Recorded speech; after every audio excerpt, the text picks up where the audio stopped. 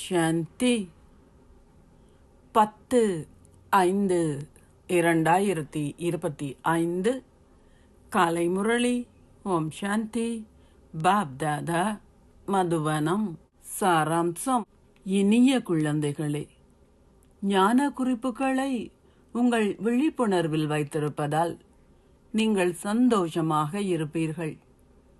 நீங்கள் இப்போது சுவர்க்க வாயிலில் நிற்கின்றீர்கள். பாபா உங்களுக்கு முக்திக்கும் ஜீவன் முக்திக்குமான பாதையை காட்டுகின்றார்.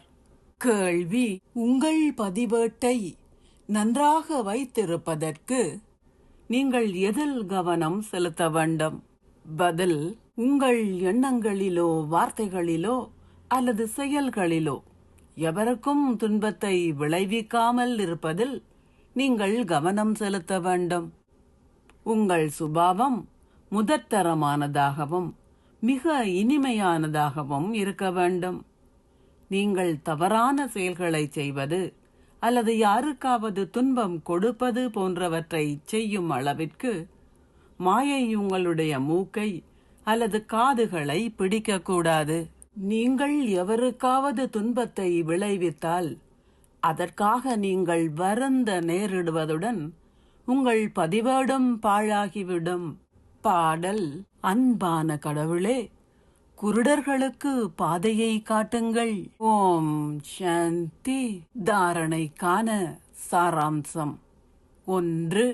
உங்களுடைய பாக்கியத்தை மேன்மையானதாக்குவதற்கு இயன்றவரை சரீரமற்றவர் ஆகுகின்ற பயிற்சியை செய்யுங்கள். நீங்கள் எவருடைய பெயரையோ அல்லது ரூபத்தையோ நினைவு செய்யாத வகையில் சரீர உணர்வை மறந்து விடுவதற்கு முழு முயற்சி செய்ய வேண்டும். 2. உங்களுடைய நடத்தைக்கான ஓர் அட்டவணையை வைத்திருங்கள். அசுரத்தனமான செயல்கள் எதனையும் ஒருபோதும் செய்யாதீர்கள். நேர்மையான இதயத்தை கொண்டிருந்து பற்றை வென்றவராகி பாரதத்தை சுவர்க்கமாக ஆக்குகின்ற சேவையில் மும்முரமாக இருங்கள்.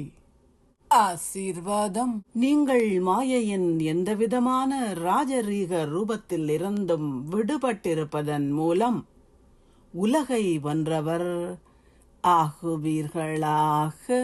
எனது முயற்சி, எனது கண்டுபிடிப்பு, எனது சேவை, எனது தொடுகை, எனது நற்குணங்கள் நல்லவை, எனது தீர்மானிக்கும் சக்தி மிகவும் நல்லது.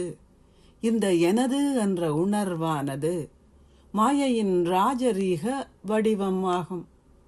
மாயை எத்தகைய மந்திர வித்தையை செய்கின்றாள் என்றால், அவள் உங்களுடையது என்பதை எனது என்று மாற்றிவிடுகின்றாள். ஆகவே இப்போது இத்தகைய பந்தனத்தில் இருந்து விடுபட்டு ஒரேயொரு தந்தையுடன் உறவு முறையை ஏற்படுத்திக் கொள்ளுங்கள். நீங்கள் மாயையை வென்றவர்கள் ஆகுவீர்கள். மாயையை வென்றவர்களால் மட்டுமே உலகை வென்றவர்கள் ஆக முடியும். அவர்களால் ஒரு வினாடியில் இலகுவாகவும் இயல்பாகவும் சரீரமற்றவர் ஆகுவதற்கான வழிகாட்டலை பயன்படுத்த முடியும். ஸ்லோகம்: எவருடைய எதிர்மறையையும் நேர்முகமாக மாற்றக்கூடியவரே உலகை மாற்றுபவர் ஆவார். அவ்யக்த சமிக்ஞை. ஆன்மீக ராஜரீகம் மற்றும் தூய்மையின் ஆளுமையை கடைபிடியுங்கள். உங்களின் ஆதி ரூபம் தூய்மையானது. உங்களின் ஆதி தர்மம், அதாவது ஆத்மாவின் முதல் தாரணை தூய்மையே ஆகும். தூய உலகமே உங்கள் ஆதி தேசமாகும். உங்களின் ராஜ்யம் தூய ராஜ்யமாகும். பரம பவித்திரமான பூஜிக்க தகுதி வாய்ந்தவர் என்பது உங்கள் ஞாபகார்த்தமாகும்.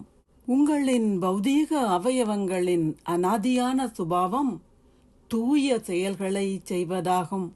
இதை உங்கள் விழிப்புணர்வில் வைத்திருந்தால் நீங்கள் முயற்சி செய்வதிலிருந்தும் பலவந்தமாக இருப்பதிலிருந்தும் விடுபடுவீர்கள். அதேவேளை உங்களால் தூய்மையை ஓர் ஆசீர்வாதமாக கிரகிக்க முடியும். ஓம் சாந்தி. நன்றிகள் பாபா.